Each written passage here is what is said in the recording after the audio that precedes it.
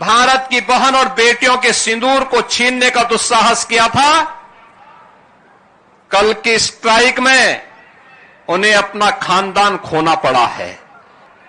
पूरे देश के प्रति प्रत्येक नागरिक का दायित्व बनता है कि देश पहला। हम देश के आन मान और शान के साथ किसी को भी खिलवाड़ नहीं करने देंगे। मॉक ड्रिल से संबंधित इस पूरे कार्यक्रम में civil defence, NDRF, SDRF, NCC, NSS और विभिन्न संस्थाओं से जुड़े हुए सभी स्वयंसेवकगण और उपस्थित नागरिक बंधुओं, बहनों और भाइयों, मैं सबसे पहले मॉक ड्रिल कार्यक्रम में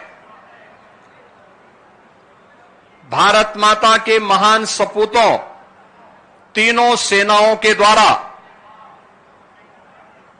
देश के गौरव को आगे बढ़ाते हुए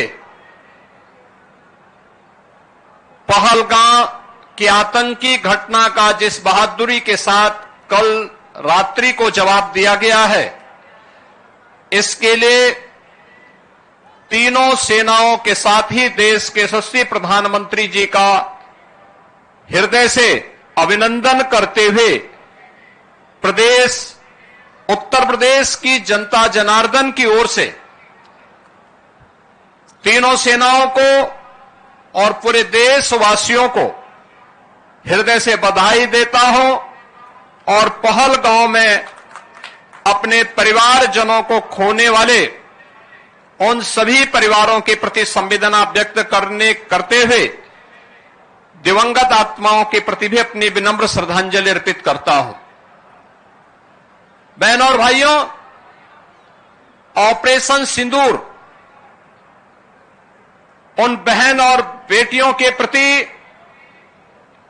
प्रधानमंत्री मोदी जी और देश की सेना की एक संवेदना है। जिन लोगों ने भारत की बहन और बेटियों के सिंदूर को छीनने का दुस्साहस किया था, कल की स्ट्राइक में उन्हें अपना खानदान खोना पड़ा है और दुश्मन के काराना हरकतों का जवाब ये नया भारत इसी मजबूती के साथ देगा। यह प्रधानमंत्री जी ने पहले दिन ही देशवासियों को आश्वस्त किया था और कल की घटना में एक बार फिर से नए भारत ने यह साबित भी किया है। आपात स्थितियों में नागरिक कर्तव्य क्या होने चाहिए, उन कर्तव्यों के प्रति आगाह करने के लिए पूरे देश के अंदर और उत्तर प्रदेश के अंदर भी मॉक ड्रिल का कार्यक्रम आज दिन भर चला है और इसीलिए हम सभी लोग आज इस मॉक ड्रिल का हिस्सा बनने के लिए एक नागरिक के रूप में आपके बीच में यहां पर उपस्थित हुए हैं। हमें भी अपने कर्तव्यों को समझना होगा। आज जब पूरा देश एकजुट होकर के भारत की बहादुर सेनाओं के पराक्रम का लोहा दुनिया मान रही है, तो हमें भी देश की सेनाओं के साथ सेना, अर्धसेना, पुलिस बल और उन सभी संस्थाओं के मनोबल को बढ़ाने के लिए पूरे मजबूती के साथ उनके साथ खड़ा होना होगा। ये मॉक ड्रिल का कार्यक्रम उसी का हिस्सा है। आपातकालीन कोई स्थिति ऐसी पैदा होती है, उन स्थितियों में हमारा दायित्व बनता है कि दुश्मन को कहीं भी कोई ऐसा अवसर न मिले, किसी विरोधी को कोई ऐसा अवसर न मिले जिससे जन धन की कहीं हानि हो।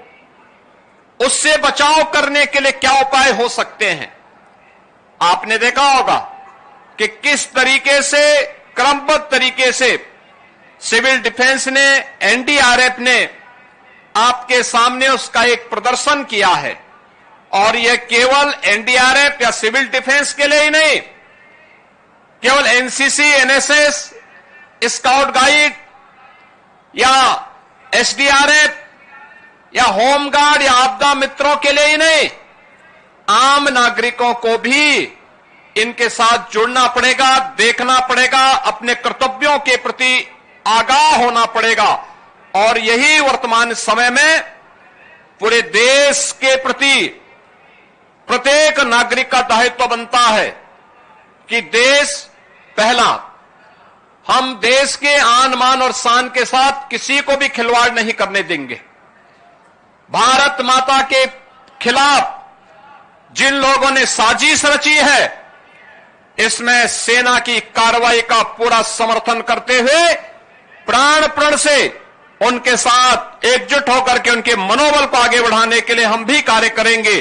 और हमारे गांव में, हमारे शहर में, हमारे मोहल्ले में जहां कहीं भी सुरक्षा से संबंधित कोई मामला आता है, जहां कहीं भी देश के आन मान और शान से संबंधित कोई ऐसा पहलू सामने आता है, उसमें हमारी प्राथमिकता में पहले देश होना चाहिए, तब कुछ और होना चाहिए। इस भाव के साथ हम सबको मिलकर के कार्य करना होगा।